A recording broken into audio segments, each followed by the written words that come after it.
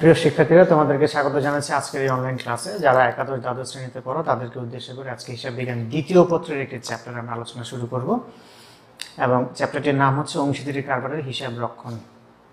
আমরা প্যান্ডেমিকের কারণে এইভাবে অনলাইন প্ল্যাটফর্মে ক্লাস নিতে বাধ্য হচ্ছে। আশা করি তোমরা ক্লাসগুলো মনোযোগ দিয়ে দেখবে এবং এখান থেকে শেখার চেষ্টা করবে আর বাসায় প্রচুর পড়াশোনা করবে। আজকে আমরা যে চ্যাপ্টারটা শুরু করছি সেই চ্যাপ্টারটা হচ্ছে গিয়ে অংশীদারি কারবারের হিসাব রক্ষণ।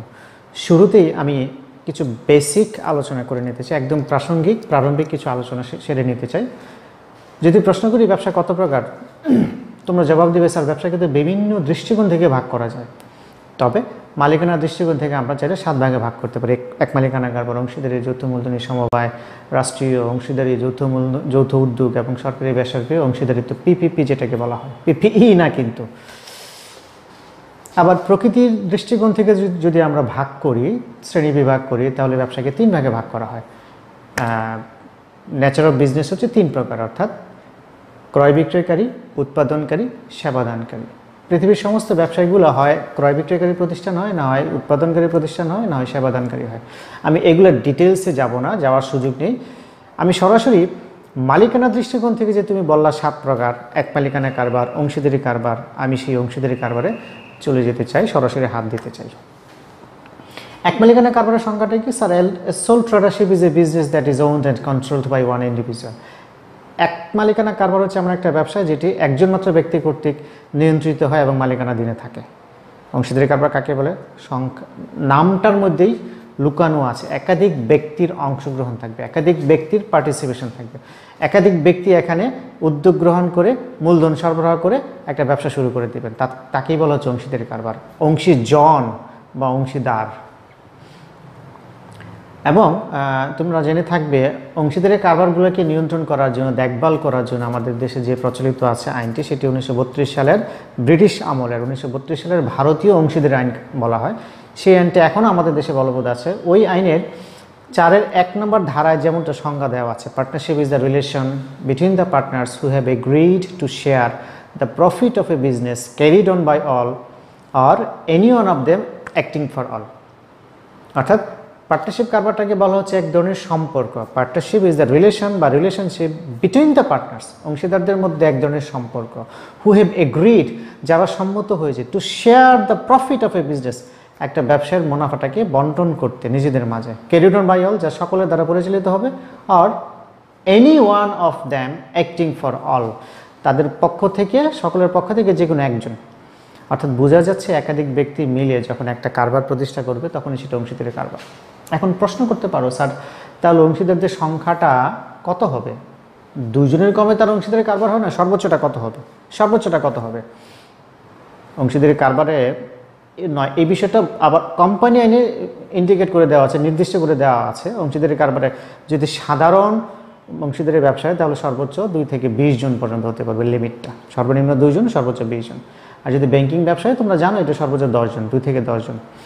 আমি এক অংশীদারি কারবারের কীভাবে আসলে পৃথিবীতে আসলে যখন এক মালিকানা কারবার, পৃথিবীর সবচেয়ে প্রাচীনতম ব্যবসায়ী প্রতিষ্ঠান হচ্ছে এক মালিকানা কারবার। মানুষ স্বাধীন চেতা, একা থাকতে পছন্দ করে, একা সে নির্ঝঞ্ঝাট থাকতে পছন্দ করে, সমস্ত সম্পত্তি, সমস্ত মালিকানা সে একাই এনজয় করতে পছন্দ করে। তাই পৃথিবীর সবচেয়ে বেশি জনপ্রিয় ব্যবসায়ী প্রতিষ্ঠান হচ্ছে এক মালিকানা কারবার। কিন্তু খেয়াল করো তো, এক মালিকানা কারবারের একটা লিমিটেশনস আছে না? মূলধনের যোগান তো সীমিত হয়, মূলধনের যোগান সীমিত হয়। তুমি যদি একটু বৃহৎ পরিসরে আর একটু বড় পরিসরে যদি তুমি ব্যবসা করতে চাও তাহলে তোমার বেশি পুঁজি লাগবে, তুলনামূলক বেশি পুঁজি লাগবে। সেই বেশি পুঁজি কোত্থেকে আসবে? তোমার একার পক্ষে তো সম্ভব না। তখনই এই পুঁজির সীমাবদ্ধতাকে দূর করার জন্য তুমি আরও তোমার পরিচিত বন্ধুবান্ধব, আত্মীয় স্বজনদেরকে ডাকতেছো, আসো একসাথে মিলে ব্যবসা করি। মূলধনের পুঁজিটা, সরবরাহিত পুঁজির পরিমাণটা বেড়ে যাচ্ছে। তাহলে এক মালিকানা কারবারের খুব ভালো একটা লিমিটেশনস ছিল, মূলধনের যোগান, পুঁজির যোগান অপর্যাপ্ত, সীমাবদ্ধ। এই লিমিটেশনসটা দূর করার জন্যই পৃথিবীতে এসছে অংশীদারি কারবার। আবার অংশীদারি কারবারের একটা লিমিটেশনস আছে, মূলধন এক মালিকানার তুলনায় বৃহৎ, কিন্তু যদি তুমি আরও বড় পরিসরে চিন্তা করতে চাও তখন তোমার আরও বেশি পুঁজি দরকার, তখনই তোমার যৌথ মূলধনী কোম্পানির প্রয়োজন অনুভব হয়। আচ্ছা, এক মালিকানা কারবারের সম্বন্ধে আমরা যেটা জানার চেষ্টা করলাম, 2 থেকে 10, 2 থেকে 20 কয়েকজন মিলে অংশীদারি কারবার প্রচলিত হয় শুরু করে। তবে আমাদের দেশেই এরকমটা বলা আছে 2 থেকে 10 অথবা 2 থেকে বেশি। কিন্তু যদি তুমি আমেরিকাতে যাও তাহলে দেখবে সেখানে অংশীদারি কারবারের অংশীদারদের সংখ্যার আপার লিমিটটা ফিক্সড করে দেওয়া হয় না, যে 10, 20, 1000, 1500, 2000, 2500 ব্যক্তিও হতে পারে একটা অংশীদারি কারবারের অংশীদারের সংখ্যা। আচ্ছা, মূলত এই অংশীদারি কারবার আমরা কি করব, অংশীদারি কারবারের হিসাবটা কেমন হয়, এটি আমাদের এই চ্যাপ্টারের মূল উপজীব্য বিষয়। যে কোনো একটি প্রতিষ্ঠান, সেটা হোক অংশীদারি, হোক এক মালিকানা কারবার, হোক যৌথ মূলধনী কোম্পানি বা কারবার, একটা নির্দিষ্ট হিসাবকাল থাকে, যে হিসাবকালে সে পারফরমেন্স মূল্যায়ন করে। আমি ধরে নিলাম একটি অংশীদারি কারবারের কথা কল্পনা করে, যেখানে দুজন অংশীদার আছে, এক্স এবং ওয়াই, দুজন ভদ্রলোক মিলে ব্যবসা করতেছেন, 2-এর কমে তো আর অংশীদার হয় না। এখন তাদের হিসাবকালটা ধরো 1 বছর, অর্থাৎ জানুয়ারি মাসের 1 তারিখ থেকে শুরু করে ডিসেম্বরের 31 তারিখ পর্যন্ত। যখন একটি হিসাবকাল শেষ হয়ে যায়, তখন সমাপ্ত হিসাবকালটির পারফরমেন্স মূল্যায়ন করার জন্য তারা ফাইন্যান্সিয়াল স্টেটমেন্ট বা আর্থিক বিবরণী করে। তোমরা অচিরেই দেখে থাকো বা কিছুটা হলেও পরিচিত আছে, নবম দশম শ্রেণী থেকে নিশ্চয়ই শিখে এসছো, দেখে এসছো কিছুটা। আর্থিক বিবরণী করা হয়। এটা কখন করা হয়, কেন করা হয়? করা হয় হিসাবকাল শেষে। কেন করা হয়? সমাপ্ত হিসাবকালটির পারফরমেন্স মূল্যায়ন করার জন্য। কত টাকা লাভ হলো, কত টাকা লোকসান হলো, সম্পত্তির পরিমাণ কি, দায়ের পরিমাণ কি, নানান বিষয়গুলো জানার জন্য, সামগ্রিক কার্যাবলীর মূল্যায়ন করার জন্য ফাইন্যান্সিয়াল স্টেটমেন্ট বা আর্থিক বিবরণী করা হয় হিসাবকালটা শেষ হয়ে যাওয়ার পর। এখন এক মালিকানা কারবারের হিসাব শেষ হলে আর্থিক বিবরণী যদি করে তারা, লাভ লোকসান বের করে, এটা নিয়ে অত চিন্তা করার কিছু নেই, মালিক একাই ভোগ করবে, তার কোনো অংশীদার নাই। কিন্তু যদি একটি অংশীদারি কারবার হয়, তখনই কিন্তু আর্থিক বিবরণীর আয় বিবরণী করে নিট লাভ যেটা বের হইল, এখানেই কিন্তু থেমে থাকলে হবে না। কারণ নিট লাভটাকে, বা যদি কখনো অ্যাক্সিডেন্টালি নিট লস হয়ে যায়, এটাকে অংশীদারদের মধ্যে বন্টন করে দেওয়ার ব্যবস্থা করতে হবে, বন্টন করার ব্যবস্থা করতে হবে। তাহলে এখানে মজার একটা বিষয় লক্ষ্য করো, আর্থিক বিবরণী তুমি করতে বসছো, ইনকাম স্টেটমেন্ট করে ফেলেছো, নিট লাভ বের হয়েছে, নিট লাভ বের করার পর তুমি ব্যালেন্স শিট করতে পারবা না, তার আগে তোমাকে লাভ লোকসান আবন্টন হিসাব করতে হবে। তাহলে অংশীদারি কারবারে একটা অতিরিক্ত স্টেপ আমরা পাবো এই চ্যাপ্টারে, লাভ লোকসান আবন্টন হিসাব। তাহলে একটা ক্লু তোমরা পেয়ে গেছো, এই চ্যাপ্টারে আমাদেরকে লাভ লোকসান আবন্টন হিসাব বা বন্টন হিসাব করতে হবে, যেখানে নির্ণীত নিট লাভটাকে অংশীদারদের মধ্যে বন্টনের ব্যবস্থা করা হবে। তারপরে কি করা হবে? তারপরে আরও কিছু বিষয় আছে, যেমন অংশীদারদের মূলধনটা ফয়সালা করার জন্য মূলধন হিসাব করা হবে, অথবা চলতি হিসাব করা হবে। কেউ যদি ঋণ প্রদান করে থাকে, ঋণ করা হবে, ঋণের হিসাব করা হবে। যদিও ওগুলো হিসাব বিজ্ঞানের আর্থিক বিবরণীর ধাপ নয়, কিন্তু ফাইন্যান্সিয়াল স্টেটমেন্ট করার সময় লাভ লোকসান আবন্টন হিসাব করাই, ব্যালেন্স শিট তৈরি করার পূর্বে অংশীদারদের মূলধন হিসাবটা ফয়সালা করে নিতে হয়। আচ্ছা, তাহলে আমরা জানলাম মূলত এখানে দুটো জিনিস আমরা শিখবো, কমপক্ষে দুটো জিনিস আমরা এখানে করবো। একটা হচ্ছে কি লাভ লোকসান আবন্টন হিসাব, একটা হচ্ছে অংশীদারদের মূলধন হিসাব, এবং শেষে আমরা ব্যালেন্স শিট করার, যদিও এই চ্যাপ্টারে করা হয় না, কিন্তু মনে রাখতে হবে একটি অংশীদারি কারবারের ফাইন্যান্সিয়াল স্টেটমেন্ট ধাপগুলো কীরকম। প্রথমে ইনকাম স্টেটমেন্ট করে, আয় বিবরণী করে, নিট লাভ বের করে, নিট লাভ বের করার পর নিট লাভটাকে বন্টন করার জন্য করবে দ্বিতীয় পর্যায়ে নিট লাভ লোকসান আবন্টন হিসাব, তারপরে করবে তারপর অংশীদারদের মূলধন হিসাব, তারপরে গিয়ে তারা করবে ব্যালেন্স শিট, আর চাইলে নগদ প্রবাহ বিবরণীও করতে পারে। আমরা বোর্ডে যা লিখেছি তার দিকে একটু খেয়াল করো, একটু ম্যাথমেটিক্যাল একটু বিষয়ে আমরা জানার চেষ্টা করব। বোর্ডে চলে যাই আমরা। আমি এখানে জিস্ট পোরশনটাকে তুললাম, যে কোনো একটা ম্যাথমেটিক্যাল প্রবলেম প্যারাগ্রাফ আকার অনেক কথা বলা থাকে, আমি গুছিয়ে অল্প কথা এখানে আনার চেষ্টা করলাম। এক্স এবং ওয়াই, দুজন ভদ্রলোক, দুজন অংশীদার, দুজন মালিক, দুজন অংশীজন বা অংশীদার বা মালিক, সহমালিক। আমাদের এই প্রবলেমে উদাহরণে কয়জন অংশীদার? দুজন, এক্স এবং ওয়াই। মনে করো 2020 সালের জানুয়ারি মাসের 1 তারিখে তারা ব্যবসা শুরু করেছে, অথবা অতীতে ব্যবসা করতেছিল 2020 সালের জানুয়ারি মাসের 1 তারিখে তাদের মূলধনের পরিমাণটা ছিল, এটা মূলধন, এক্সের 1 লক্ষ টাকা, ওয়াইয়ের 2 লক্ষ টাকা। তাহলে বছরের শুরুতে এক্সের মোট পুঁজি, প্রারম্ভিক পুঁজি বা প্রারম্ভিক মূলধন কত? 1 লক্ষ টাকা। ওই একই ডেটে জানুয়ারি মাসের 1 তারিখে ওয়াই কর্তৃক সরবরাহকৃত পুঁজির পরিমাণটা কত? 2 লক্ষ টাকা। আচ্ছা, প্রথম লাইনটা আশা করি ক্লিয়ার। আমরা আগে তথ্যগুলো চেনার চেষ্টা করি। বেতন প্রতি মাসে 500 টাকা, শুধু এক্স পাচ্ছে, ওয়াই পাচ্ছে না, ওয়াই ব্ল্যাঙ্ক। এই কথার অর্থ কি? এখন একজন অংশীদারের মধ্যে মনে করো এক্স ভদ্রলোক এক্সপার্ট, তার অতীতে ব্যবসা করার অভিজ্ঞতা আছে, তার বিভিন্ন সময় ঝুঁকি নেওয়ার অভিজ্ঞতা আছে এবং সে বুদ্ধিমান মানুষ, তাই তাকে ব্যবসায় অতিরিক্ত সময়, অতিরিক্ত শ্রম, অতিরিক্ত মেধা দিতে হয় বলে সে কারবার থেকে বেতন নেওয়ার ফয়সালা করে নিয়েছে। তাকে বেতন দেওয়া হবে প্রতি মাসে 500 টাকা করে।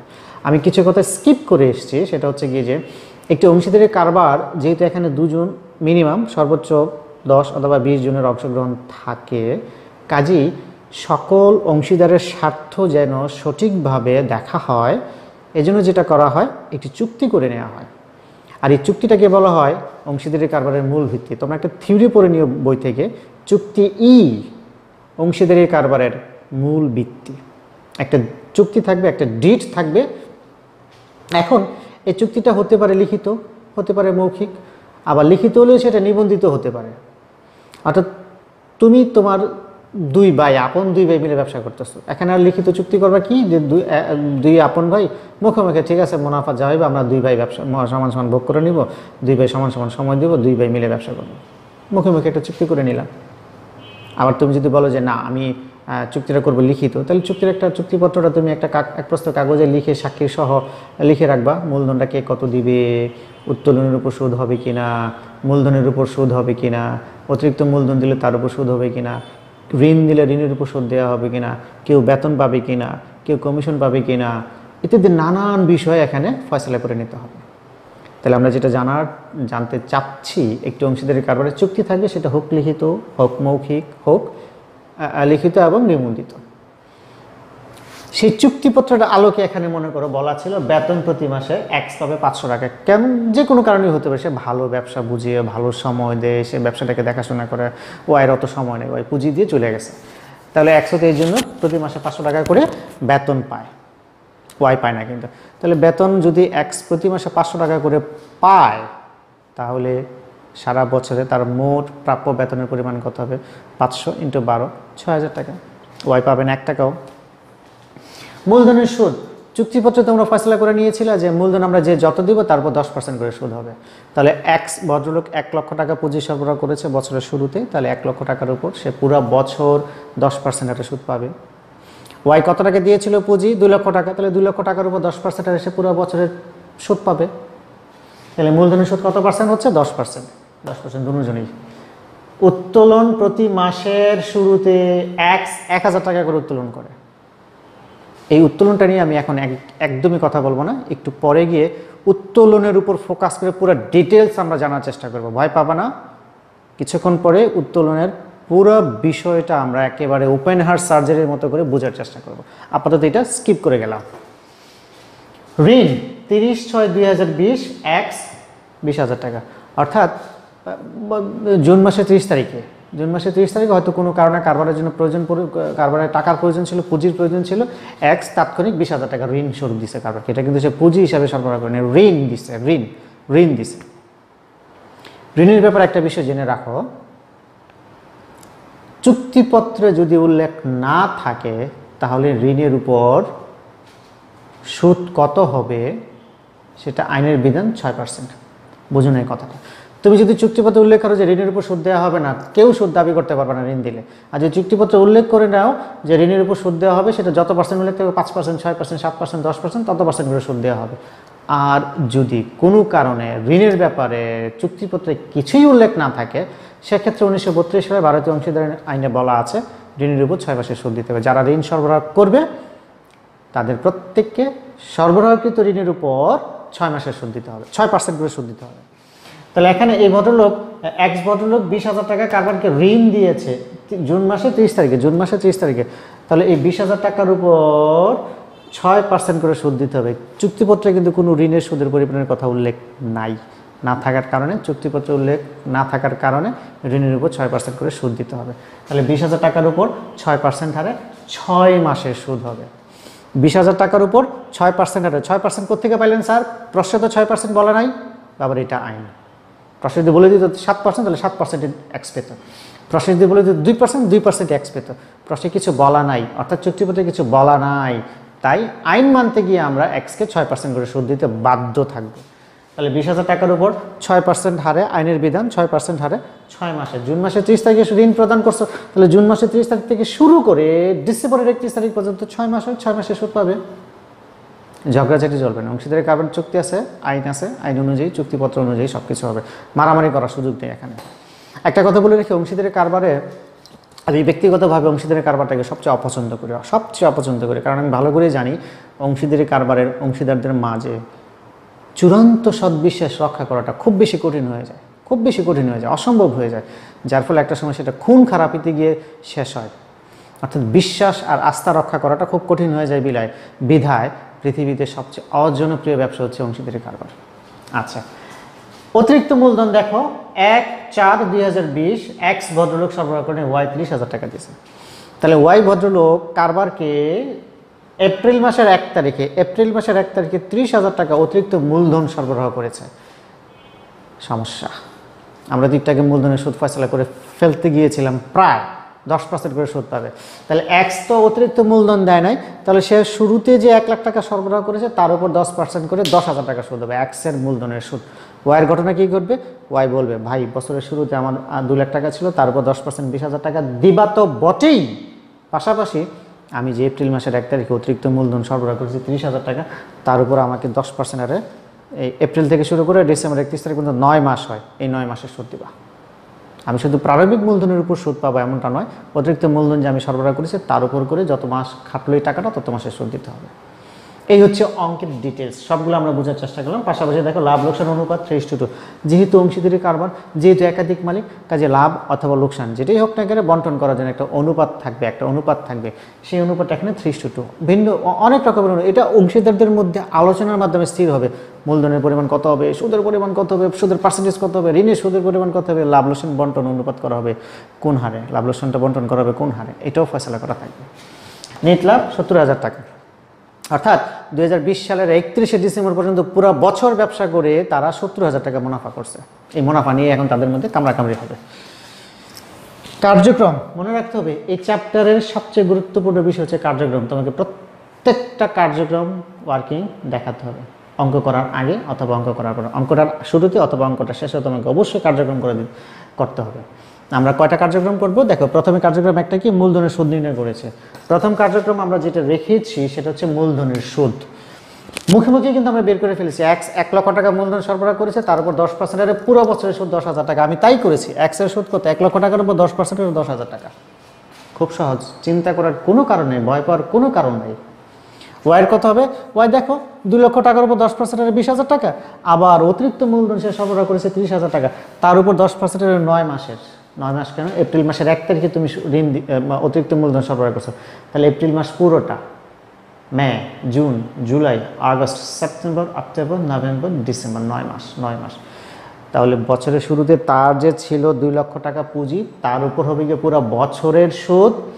আর অতিরিক্ত পুঁজি যেটা সে সরবরাহ করেছে এপ্রিল মাসের 1 তারিখে, তার উপর হবে 10% হারে 9 মাসের। তাহলে 10% হারে 9 মাসের উপর সুদ 2250 আর 20,000 সব মিলে 22,250 টাকা ওয়াই এর মূলধনের সুদ। 1 নম্বর কার্যক্রম আমরা মূলধনের সুদটা বের করলাম। বেতন কিন্তু মুখোমুখি বের করেছিলাম, 500 টাকা করে 12 মাসে 6,000 টাকা। দেখো এক্স এর বেতন, এক্স শুধু এক্স বেতন পাবে চুক্তি অনুযায়ী, কাজে ওয়াইকে বেতন দেওয়ার কোনো সুযোগ নেই। ঋণের সুদটা কেমন হবে? মুখোমুখি ফয়সালা করেছিলাম 20,000 টাকার উপর 6% হলে 6 মাসের সুদ 600 টাকা। ক্যালকুলেশন যাই হোক না কিন্তু আমরা একটু নিজের মতো করে নিই। তাহলে আমরা কি জানার চেষ্টা করলাম? কিছুই না, অল্প সামান্য। অনলাইন প্ল্যাটফর্মে এত কিছু আলোচনা করার সুযোগ নেই, যতটুকু পেরেছি এই 40 মিনিটে আমরা দেওয়ার চেষ্টা করেছি।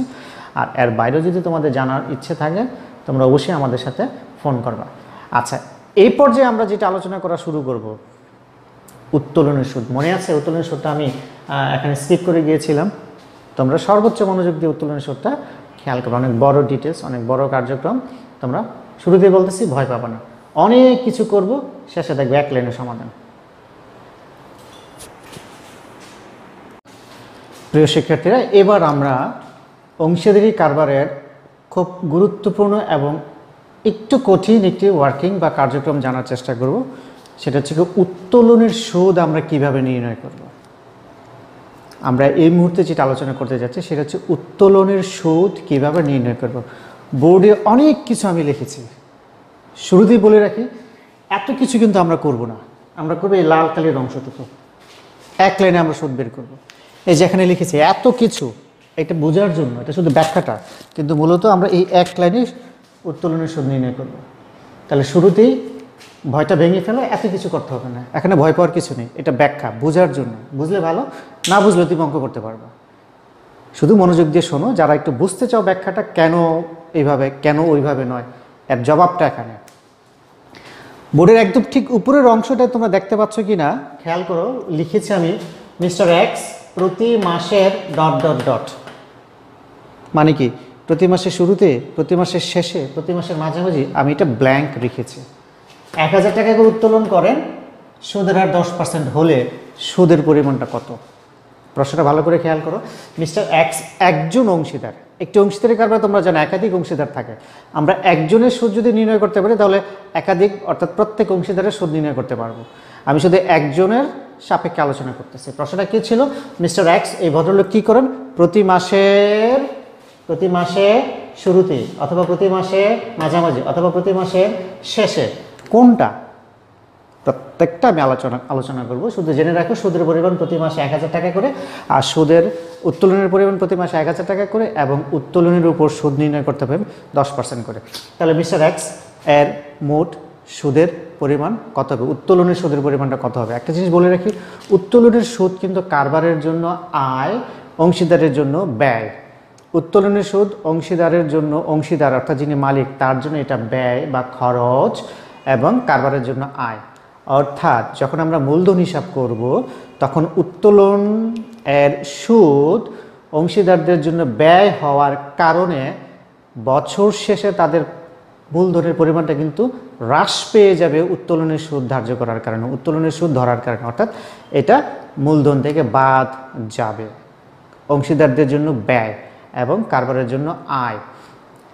আচ্ছা, শুরুতে কল্পনা করো মিস্টার এক্স প্রতি মাসের শুরুতে, প্রতি মাসের এখানে একটা বৈষিণ্যরও দিলে সুবিধা হয়, প্রতি মাসের শুরুতে 1000 টাকা করে উত্তোলন করেন, সুদের হার 10% হলে মোট সুদের পরিমাণ কত? এই হচ্ছে আমাদের জন্য প্রশ্নটা কি? আবার মিস্টার এক্স প্রতি মাসের শুরুতে 1000 টাকা করে উত্তোলন করেন, সুদের হার যদি 10% হয় তাহলে কারবার তার কাছ থেকে মোট কত টাকা সুদ পাওনা হবেন বছর শেষে?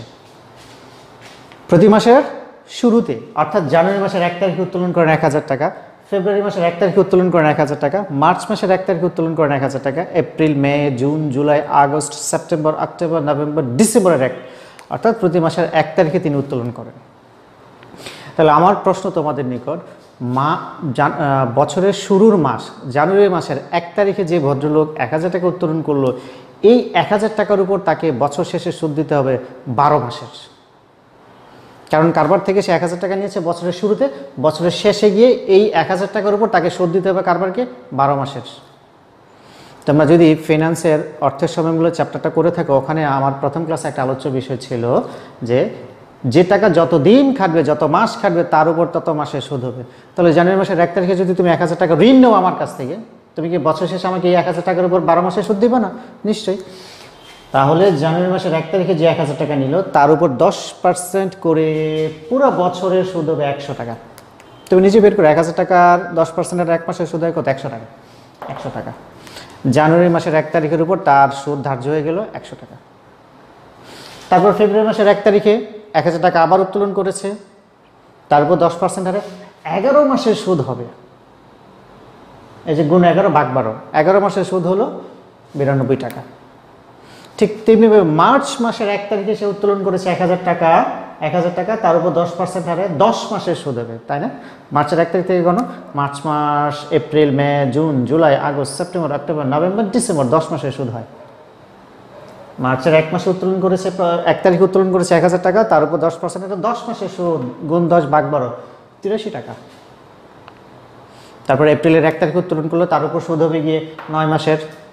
একই প্রক্রিয়ায় মে মাসের উপর সুদ হবে 8 মাসের, জুন মাসের উপর সুদ হবে 7 মাসের, জুলাই মাসের 1 তারিখে যে উত্তোলনটা করেছে তার উপর সুদ দিতে হবে তাকে 6 মাসের, আগস্ট মাসের 1 তারিখে যে 1000 টাকা উত্তোলন করেছে তার উপর 10% হারে তাকে সুদ দিতে হবে 5 মাসের, 42 টাকা। সেপ্টেম্বর মাসের 1 তারিখে যে 1000 টাকা উত্তোলন করেছে তার উপর 10% হারে সুদ দিতে হবে 4 মাসের, 33 টাকা। অক্টোবর মাসের 1 তারিখে যে উত্তোলন করেছে 1000 টাকা তার উপর 10% হারে 3 মাসের সুদ হবে, তাই না? October, November, December. অক্টোবর মাসের 1 তারিখে ঋণ নিছো তুমি, তাহলে অক্টোবর মাস পুরোটা সুদ হবে তারপরে নভেম্বর মাস পুরোটা সুদ হবে, তারপরে ডিসেম্বর মাসের পুরোটা সুদ হবে এবং 31 তারিখ ডিসেম্বরে গিয়ে তার 3 মাসের সুদ প্রদেয় হবে 25 টাকা। নভেম্বর মাসের 1 তারিখে যে 1000 টাকা উত্তোলন করেছে, বছর শেষে তাকে কত টাকা সুদ দিতে হবে? স্যার নভেম্বর মাস পুরোটা হবে আর ডিসেম্বর মাস পুরোটা হবে, 2 মাসের সুদ 17 টাকা। এভাবে ডিসেম্বর মাসের 1 তারিখে যে উত্তোলনটা করলো তার উপর শুধু ডিসেম্বর মাসের সুদ হবে 1 মাসের 8 টাকা। তাহলে খেয়াল করো, জানুয়ারি, ফেব্রুয়ারি, মার্চ, এপ্রিল, মে প্রতি মাসের উত্তোলন 1000 1000 1000, তার উপর সুদ প্রথমটার উপর 12 মাসের। আমি কিন্তু প্রথমটার সুদ 1000 টাকা গুণ 10% ইকুয়াল টু, তুমি চাইলে এখানে 12 গুণ ভাগ 12 করতে পারো, একই কথা, 12কে 12 দিয়ে কাটাকাটি করলে 1 টিকে, অর্থাৎ পুরো বছর 1000 টাকা, 100 টাকা, 92 টাকা, 83 টাকা, 75 এগুলো যোগ করলে মোট হয় 650 টাকা। তাহলে আমরা বের করলাম তাকে, বের করলাম এক ভদ্রলোক প্রতি মাসের 1 তারিখে 1000 টাকা করে উত্তোলন করে, প্রতি মাসের 1 তারিখে 1000 টাকা করে উত্তোলন করে, আর তাকে কথা দেওয়া হচ্ছে যখন যত টাকা উত্তোলন করবা তার উপর থেকে বছরের শেষ পর্যন্ত সময়ের জন্য সুদ বের করে তোমাকে প্রদান করতে হবে। তাহলে জানুয়ারি মাসের 1 তারিখের উপর 12 মাসের সুদ, তারপরে ফেব্রুয়ারি মাসের 1 তারিখের উপর হবে গিয়ে 11 মাসের সুদ, মার্চের 1 তারিখ থেকে শুরু করে ডিসেম্বর 31 তারিখ পর্যন্ত 9 মাসের সুদ, 10 মাস, 9 মাস, 8, 7, 5, 4, 3, 2, 1 এইভাবে করে 12টা উত্তোলনের উপর তাকে মোট সুদ দিতে হবে 650 টাকা। তুমি চাইলে ঠিক এইভাবে তার মোট সুদ নির্ণয় করতে পারো, কিন্তু একটা বিকল্প আছে, সেটা কি? খুব সহজ, অথবা অথবা তার মানে কি এইভাবে করতে পারো লম্বা ওয়ার্কিং করে, অথবা এক লাইনে করতে পারো। মোট সুদ কত হবে? 1000 টাকা গুণ 10%, 6.5 মাসের 650 টাকা। প্রশ্ন জাগতেছে, স্যার 1000 টাকার উপর 10% আর 6.5 মাসের সুদ দিয়ে দিলেন 650 টাকা, এই 650 এইভাবে 650 একই রকম প্রশ্ন, যে 6.5 মাস আপনি পাইলেন কই? 6.5 মাস আসলো কিভাবে, তাই না? আপনি যে মুখস্থ করে ফেললেন, প্রতি মাসের শুরুতে উত্তোলন করার কারণে 6.5 মাসের সুদ বের করে ফেললেন, এবং এটা কাকতালীয় ঘটনা কিনা আমি জানি না, কাকতালীয়ভাবেই হোক আর যেভাবেই হোক 650 মিলে গেছে, তাহলে আমার এত বড় ওয়ার্কিং দরকার নেই। কিন্তু প্রশ্ন হচ্ছে 6.5 আসলো কোত্থেকে? প্রশ্ন হচ্ছে 6.5 আসলো কোত্থেকে? এবার আমরা খোঁজার চেষ্টা করব। আমরা যে শুরুতে, প্রতি মাসের শুরুতে উত্তোলন করে কল্পনা করে মোট সুদ বের করলাম 650 টাকা, এটাকে এক লাইনে করা যায়, মোট সুদ সমান সমান 1000 গুণ 10% গুণ 6.5 করলে 650। আমার প্রশ্ন হচ্ছে আমি 6.5 পেলাম কোত্থেকে? 6.5 পেলাম কোত্থেকে? এটার ব্যাখ্যাটা খেয়াল করো। প্রথম জানুয়ারি মাসের উপর 1 তারিখে যে 1000 টাকা উত্তোলন, তার উপর সুদ 12 মাসের, তারপর 11 মাস যোগ করো কত হয়, তারপরটা 10 মাস যোগ করো, তারপরে 9 মাস, তারপরে 8 মাস, তারপর 7, 6, 5, 4, 3, 2, 1 যোগ করো, 1 আর 2 3, 3 আর 3 6, 6 আর 4 10, 15, 6 21, 28 এইভাবে যোগ করলে সবগুলো মাসের সংখ্যা দেখবা যে হচ্ছে 78। প্রথম উত্তোলনটার উপর সুদ হবে 12 মাস 12, দ্বিতীয় উত্তোলনটার উপর সুদ হবে 11 মাস, তাহলে 12 আর 11 কত হয়? 23। তৃতীয় উত্তোলনের উপর সুদ হবে 10, 23 আর 10 কত হয়? 33। চতুর্থ উত্তোলনের উপর সুদ হবে গিয়ে তোমার কত? 9, যোগ করলে কত হয়? এই যে সবগুলো মাস তুমি যোগ করো, 78 মাস হচ্ছে। তাহলে 12টা উত্তোলনের উপর মোট সুদ হবে 78 মাসের। 12টা উত্তোলন, এখানে 12টা উত্তোলন না, প্রত্যেক মাসে একটা করে, তাহলে 12টা উত্তোলনের উপর মোট সুদ হচ্ছে 78 মাসের। তাহলে 78কে 12 দিয়ে ভাগ করলে গড়ে 6.5 হয়ে যায়। যে দেখো 78কে 12 দিয়ে ভাগ করলে 6.5, তাহলে আমরা 6.5 কোত্থেকে পেলাম?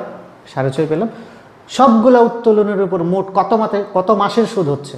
78 মাসের। তাহলে 12টা উত্তোলনের জন্য আমাকে সুদ দিতে হচ্ছে 78 মাসে। তাহলে গড়ে যদি আমি একবারে করে ফেলি 6.5, তাহলে একবারে 1000 টাকার উপর 10% 6.5 মাসের সুদ দিলেই বেরিয়ে যাচ্ছে তোমার তার প্রদেয় বার্ষিক মোট সুদের পরিমাণটা। গেল। তাহলে প্রতি মাসের শুরুতে হলে কীরকম হবে আমরা ব্যাখ্যাটা জানার চেষ্টা করলাম। এবার আমরা জানার চেষ্টা করব যদি প্রতি মাসের মাঝামাঝি হয়, যদি প্রতি মাসের মাঝামাঝি উত্তোলন হয় তাহলে সুদের পরিমাণটা কত? তাহলে প্রশ্নটা এবার কেমন দাঁড়াচ্ছে খেয়াল করো। মিস্টার এক্স প্রতি মাসের মাঝামাঝি 1000 টাকা করে উত্তোলন করেন, সুদের হার 10% হলে মিস্টার এক্সকে বছর শেষে মোট কত টাকা সুদ প্রদান করতে হবে? কারবার মিস্টার এক্সের কাছ থেকে বছর শেষে কত টাকা সুদ প্রাপ্য হয়? তাহলে এবার আমাদের আলোচনা ফোকাসটুকু এই মাঝ বরাবর, মাঝের বক্সটাতে খেয়াল করে, এটা বাদ, এটা আমরা বুঝে ফেলেছি। এবার এদিকটাই খেয়াল করো, নিশ্চয়ই তোমরা বুঝে ফেলেছো এটা হচ্ছে ব্যাখ্যাটা, আর নিচের সলিউশনটা হচ্ছে এক লাইনে। খেয়াল করো, কখন উত্তোলন করে? প্রতি মাসের মাঝামাঝি, অর্থাৎ জানুয়ারি মাসের 15 তারিখে প্রথম উত্তোলনটা করবে, তারপর ফেব্রুয়ারি মাসের 15 তারিখে দ্বিতীয় উত্তোলনটা করবে, তারপরে মার্চ মাসের 15, এপ্রিলের 15, May, June, July, August, September, October, নভেম্বরের 15 এবং ডিসেম্বরের 15, এইভাবে উত্তোলনগুলো হবে, মাঝামাঝি উত্তোলন করতেছে। তাহলে আমি যদি প্রশ্ন করি, ডিসেম্বর মাসের 15 তারিখে যে উত্তোলনটা করলো, অর্থাৎ বছর শেষ হওয়ার মাত্র 15 দিন আগে, বছর শেষ হওয়ার 15 দিন আগে যে উত্তোলনটা করলো, তার উপর কারবারকে সে কত টাকা সুদ দিবে? মনে করো তুমি আমার কাছ থেকে ঋণ নিছো 15 দিন আগে, 15 দিন পর আমি তোমার কাছে সুদ দিলাম, সুদ চাইলাম, তুমি কত টাকা সুদ দিবা? 15 দিনের সুদ যা হয়। তাহলে শেষে ডিসেম্বর মাসের 15 তারিখে যে উত্তোলনটা করতেছেন মিস্টার এক্স, তার উপর সে 10% সুদ দিবা আধা মাস, অর্ধেক মাস, অর্থাৎ 0.5 ভাগ 12, অর্থাৎ আধা মাসের 4 টাকা মাত্র সুদ হবে। তাহলে নভেম্বর মাসের 15 তারিখে যদি উত্তোলন করে, তার উপর সুদ হবে কত মাসের? স্যার নভেম্বর মাসের অর্ধেক মাস, আর ডিসেম্বর পুরোটা, তাহলে 1.5 মাসের। নভেম্বর মাসের 15 তারিখে যে উত্তোলন, তার উপর সুদ হবে 1.5 মাসের, গুণ 1.5 ভাগ 12 = 12 টাকা। তাহলে অক্টোবরের 15 তারিখে যে উত্তোলনটা হচ্ছে, তার উপর সুদ হবে কত দিনের? স্যার অক্টোবর মাসের 15 দিন, অর্ধেক মাস, তারপর নভেম্বর পুরোটা আর ডিসেম্বর পুরোটা, শেষ 2.5 মাসের সুদ হবে 21 টাকা। আমরা কি বের করতেছি বলো তো? আমরা বের করতেছি মিস্টার এক্স ভদ্রলোক যে প্রতি মাসের মাঝামাঝি করে উত্তোলনগুলো করতেছে পুরো বছরে, তাহলে বছরের শেষে তার কাছ থেকে কারবার কত টাকা সুদ পাওয়া হবে? তুমি চিন্তা করো, তুমি আমার কাছ থেকে, আমি তোমার কাছ থেকে ঋণ নিয়েছি, 1000 টাকা করে প্রত্যেক মাসের মাঝামাঝি 15 তারিখে। তাহলে ডিসেম্বর মাসের 31 তারিখে গিয়ে তুমি আমার কাছ থেকে কত টাকা সুদ পাবা? স্যার আপনি ডিসেম্বর মাসের 15 তারিখে যে ঋণটা নেবেন তার উপর 15 দিন, তার আগে নভেম্বরের 15 তারিখে যেটা নেবেন তার উপর 1.5 মাস, তার আগে অক্টোবরে যেটা 15 তারিখে নেবেন তারপর 2.5 মাস, এইভাবে তুমি কল্পনা করো। সেপ্টেম্বর মাসের 15 তারিখে যে ঋণটা নিছো, সেপ্টেম্বর মাসের 15 দিন, অর্ধেক মাস, সেপ্টেম্বর, অক্টোবর, নভেম্বর, ডিসেম্বর, 3.5 মাসের সুদ হবে। এবার উল্টা দিক থেকে আসো, জানুয়ারি মাসের 15 তারিখে যে ঋণটা তুমি নিছো বা উত্তোলনটা করছো, তার উপর সুদ হবে স্যার জানুয়ারি মাসের অর্ধেক, আর এরপর থাকে আরও পুরো 11 মাস, অর্থাৎ 11.5 মাস। ফেব্রুয়ারি মাসের মাঝামাঝি, অর্থাৎ 15 তারিখে যে ঋণটা নিছো, উত্তোলনটা করছো, তার উপর কি ঘটনা ঘটবে? স্যার ফেব্রুয়ারি মাসের 15 দিন, আর তারপরে গিয়ে থাকে আরও কত মাস? 10 মাস, তাহলে 10.5 মাসের। মার্চ মাসের 15 তারিখে যে উত্তোলনটা করছে 1000 টাকা, তার উপর সুদ হবে গিয়ে 9.5 মাসের, গুণ 9.5 ভাগ 12, 80 টাকা। এপ্রিল মাসের 15 তারিখে যে উত্তোলনটা করছে, তার উপর সুদ হবে ওই যে 7.5 মাস, 8.5 মাস, তারপরে 7.5, 6.5, 5.5, 4.5, 3.5, 2.5, 2.5, 1.5 এবং আধা। তাহলে এইভাবে সুদ যোগ করলে এটা হচ্ছে জানুয়ারি মাসের 15 তারিখে যে উত্তোলন তার সুদ, এটা ফেব্রুয়ারি মাসের উত্তোলনের সুদ, এটা মার্চের মাঝামাঝি উত্তোলনের সুদ, এটা এপ্রিলের 15 তারিখের সুদ, এটা সবগুলো যোগ করলে 600 টাকা। তার মানে মিস্টার এক্স ভদ্রলোক যে প্রতি মাসের মাঝামাঝি, প্রতি মাসের 15 তারিখে 1000 করে উত্তোলন করলেন, তার কাছ থেকে কারবার সুদ প্রাপ্য হয়েছে মোট 600 টাকা। লম্বা সিরিয়াল, লম্বা ক্যালকুলেশন, অনেক বড় কার্যক্রম, অনেক ঝামেলার কার্যক্রম, এক জায়গায় একটু ভুল হলে সব শেষ। কিন্তু এটার একটা বিকল্পটা আমরা কি জানি, যেটা আমরা করব পরীক্ষার খাতায়। মোট সুদ হবে 1000 গুণ 10%, 6 মাসের সুদ 600 টাকা। স্যার 6 মাস পালন করতে গিয়ে আমার আগের মতো ব্যাখ্যা, প্রথমটা সুদ কত? 11.5, তারপরে 10.5 যোগ করো, তারপর 9.5 যোগ করো, তার সাথে 8.5 যোগ করো, তার সাথে 7.5 যোগ করো, এই সবগুলা মাসের সংখ্যা যোগ করলে হবে গিয়ে 72 মাস। প্রথমটার উপর সুদ হবে কত মাসের? 11.5 মাসের। দ্বিতীয়টা সুদ হবে 10.5 মাসের। তাহলে 11.5 আর 10.5 যোগ করলে কত হয়? তার সাথে গিয়ে তৃতীয়টার 9.5 যোগ করো, 8.5 যোগ করো, 7.5 যোগ করো, যোগ করলে কত হয়? শেষ পর্যন্ত 78 হবে, 72 হবে, দেখবে। তাহলে এই 72 মাসের সুদ হবে 12টা উত্তোলনের উপর। উত্তোলন মোট কয়টা? 12টা। মাসে মাসে একটা করে, 12 মাসে 12টা উত্তোলন। তাহলে 12টা উত্তোলনের উপর তোমাকে সুদ দিতে হচ্ছে মোট 72 মাসের। আর এই জন্যই 72কে যদি আমি 12 দিয়ে ভাগ করি, গড়ে বেরিয়ে যায় 6 মাসের। তাহলে কি বুঝলে? যদি প্রতি মাসের মাঝামাঝি উত্তোলন করে, তাহলে উত্তোলনের উপর সুদ হবে 6 মাসের। ক্লিয়ার? আচ্ছা, এবার প্রতি মাসের শুরুতে আমরা দেখলাম গড় নিয়মে 6.5 মাসের। প্রতি মাসের মাঝামাঝি আমরা দেখলাম গড় নিয়মে 6 মাসের, তাহলে প্রতি মাসের শেষে করলে কত হবে? এটা তোমাদের জন্য ওয়ার্কিং, তোমাদের জন্য কাজ, বাড়ির কাজ, তোমরা এটা করবা। কীভাবে করবে এটা হেল্প নিবে। জানুয়ারি মাসের ওই যে শেষে বলতেছি তাই না, শেষে এবার এই বক্সটা তোমরা পূরণ করবা। শেষে হলে কি হবে? জানুয়ারি মাসের শেষে যদি উত্তোলন করে 1000 টাকা, ফেব্রুয়ারি মাসের শেষে যদি উত্তোলন করে 1000 টাকা, মার্চের শেষে, এপ্রিলের শেষে, এইভাবে অক্টোবর, নভেম্বর, ডিসেম্বরের শেষে, প্রতি মাসের শেষে যদি 12 বার উত্তোলন করে, তাহলে তার নিকট থেকে কারবার কত টাকা সুদ প্রাপ্য হবে, পাওনা হবে। কী করবা ক্যালকুলেশন? জানুয়ারি মাসে লাগবে 31, তাই না? এটা হবে গিয়ে জানুয়ারি মাসের 31 তারিখে যদি উত্তোলন করে, ফেব্রুয়ারি তো 28 বা 29, মার্চ, এপ্রিলের শেষ, এবং সুদ পরিমাণটা কত হবে? জানুয়ারি মাসের 31 তারিখে যে উত্তোলনটা হবে, আমি প্রথমটা বলে দিচ্ছি, জানুয়ারি মাসের 31 তারিখে যে প্রথম উত্তোলনটা হবে তার উপর সুদ হবে গিয়ে কয় মাসের? জানুয়ারি মাসের সুদ তো হবে না, বাকি 11 মাসের। তাহলে শুরু হবে 11, 10, 9, 8, 7, বের করবা, টোটালটা করবা, প্লাস আমি বলে দিলাম সেটা হবে যোগফল 66 এবং 12 দেওয়া বাকলে 5.5 মাসের সুদ। আমি বিকল্পটুকু করে দিলাম। মোট সুদ কত হবে? 1000 গুণ 10, 5.5 মাসের 550 টাকা। তুমি টেবিলটা করে দেখবা এরকমভাবে রেজাল্ট ওই 550 হয় কিনা। যদি হয় তাহলে বুঝবা তুমি ঠিক মতো করতে পেরেছো। আমি যা ক্লু দিলাম এটা ভালো করে ট্যাপ করে পিছনে গিয়ে বুঝে করার চেষ্টা করবা। এবার তোমরা মোটামুটি নিশ্চিত থাকো উত্তোলনের সুদে যদি কোনো ভেজাল করে, এই তিনটা যে কোনো একটা হয়, বলবে প্রতি মাসের মাঝামাঝি, হয় বলবে প্রতি মাসের শেষে, অথবা বলবে প্রতি মাসের শুরুতে। ধরো একটা অংশীদারি কারবার 3 জন অংশীদার আছে, এক্স, ওয়াই, জেড। হয়তো বড় জোর বলবে যে মিস্টার এক্স প্রতি মাসের শুরুতে 500 টাকা করে উত্তোলন করেন, মিস্টার ওয়াই প্রতি মাসের মাঝামাঝি 500 টাকা করে উত্তোলন করেন, আর মিস্টার জেড প্রতি মাসের শেষে 500 টাকা করে উত্তোলন করেন। উত্তোলনের সুদের পরিমাণটা কত হবে? যিনি শুরুতে উত্তোলন করছেন তিনি পাবেন 6.5 মাসের সুদ, যিনি মাঝামাঝি উত্তোলন করছেন তিনি পাবেন গড় নিয়মে 6 মাসের সুদ, যিনি উত্তোলন করবেন শেষে প্রতি মাসে তিনি উত্তোলনের সুদ পাবেন 5.5 মাসের। খুব সহজ হিসাব। তাহলে আলটিমেটলি ক্যালকুলেশন কিন্তু এক লাইনের, এই যে লাল অংশটুকু শুধু মুখস্থ রাখতে হবে। ব্যাখ্যাটা যদি ভালো না খেয়াল না থাকলেও সমস্যা নেই, শুধু মুখস্থ করবা। প্রতি মাসের শুরুতে হইলে 6.5 মাসের সুদ, প্রতি মাসের মাঝামাঝি হইলে 6 মাসের সুদ, প্রতি মাসের শেষে হলে 5.5 মাসের সুদ। এর বাইরেও কিছু বিকল্প আছে, ওইটা আমি বোর্ডে লিখেছি, তোমরা দেখতে পাচ্ছ কিনা আমি বুঝতে পারছি না। একটু বোর্ডটাকে ঘুরিয়ে দিলাম, দেখা যাক। আবার লেখাটাকে ফলো করো, কথাটাকে ফলো করো, যদি লেখাটা বোঝা নাও যায়। আচ্ছা, বোর্ডটাকে একটু টেনে দেই, যদি ওদিক পর্যন্ত যদি যাওয়া যায়। আমি সরি, প্রযুক্তির বিড়ম্বনা, কিচ্ছু করার নেই আমাদের। আচ্ছা, খেয়াল করো, এই 6টা লাইন তুমি মুখস্থ করে ফেলবা। কি লিখছি? প্রতি মাসে শুরুতে হলে 6.5 মাসের, একটু আগে যেটা বললাম ব্যাখ্যাটা, ওই যে প্রথমটা, প্রতি মাসের শুরুতে হলে 6.5 মাসের সুদ হবে, ওই যে প্রথমটা হচ্ছে ব্যাখ্যা।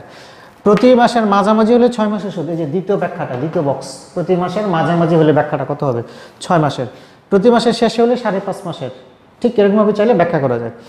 প্রতি 2 মাস পর হলে 2.5 মাসের সুদ হবে, প্রতি 2 মাস পর হলে 2.5 মাসের সুদ ধরবে, প্রতি 3 মাস পর হলে 1.5 মাসের সুদ হবে, প্রতি 3 মাস পর হলে 1.5 মাসের সুদ হবে, প্রতি 4 মাস পর হলে 1 মাসের সুদ হবে। তাহলে প্রিয় শিক্ষার্থীরা, এতক্ষণ আমরা কি জানার চেষ্টা করলাম? উত্তোলনের সুদের ভিন্ন ভিন্ন বিকল্পগুলোর মধ্যে থেকে কিভাবে সুদ বের করতে হবে। এখন অনেকগুলো প্র্যাকটিস আছে তোমাদের কাছে, যেটা সহজ হয়। শেষ পর্যন্ত তোমাদেরকে মুখস্থ করতে হবে এইটা। আর এই বিষয়টার এই এক লাইনের যে জবাব, তার ব্যাখ্যাটা হচ্ছে গিয়ে এত লম্বা 1 পেজের একটা ক্যালকুলেশন। এক লাইনের ব্যাখ্যা। আমরা আশা করি তোমরা বুঝতে সক্ষম হয়েছো। তোমাদেরকে আমাদের পরবর্তী ক্লাসের আমন্ত্রণ জানাচ্ছি। আর পাশাপাশি আমি আমার ইউটিউব চ্যানেল থেকে তোমরা সাবস্ক্রাইব করে নিও, যেন তোমরা নিয়মিত নোটিফিকেশনগুলো পেয়ে যাও। এবং ক্লাসগুলো আমি আরও অনেকগুলো ক্লাস নিয়ে রেখেছি, তোমরা সবগুলো ক্লাস দেখার এবং মুখস্থ করার বা ওখান থেকে স্টাডি করার, পড়াশোনা করার চেষ্টা করবো। আর এর বাইরে আমার ফোন নাম্বারটা আমি দিয়ে দিচ্ছি এখানে, 01911086555। যদি তোমাদের কোনো প্রশ্ন থাকে, কোশ্চেন থাকে, আমাকে করতে পারো। আজকে এই পর্যন্তই।